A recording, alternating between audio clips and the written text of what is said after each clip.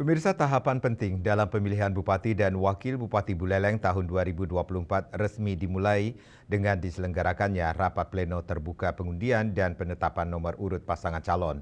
Bertempat di kantor Komisi Pemilihan Umum KPU Kabupaten Buleleng dan dihadiri oleh pasangan calon, parpol pengusung, tim sukses, Bawaslu dan jajaran KPU Buleleng.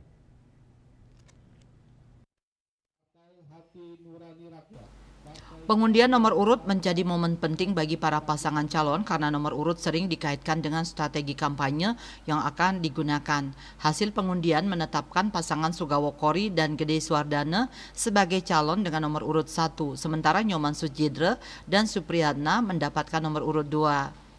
Ketua KPU Buleleng Komang Dudi Udiana menegaskan bahwa pengundian dilakukan secara transparan dan sesuai dengan prosedur yang diatur oleh undang-undang. Setelah pengundian, para pasangan calon langsung melakukan deklarasi kampanye damai. Dalam deklarasi ini, kedua pasangan sepakat untuk menjaga persatuan dan kesatuan masyarakat Buleleng serta berkomitmen menjalankan kampanye secara jujur tanpa menggunakan politik uang, hoax, atau isu-isu yang dapat memecah belah masyarakat.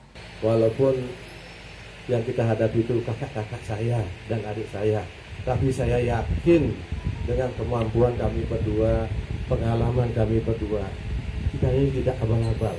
Ini kami sudah siap, sangat siap untuk menghadapi Pilkada 27 November.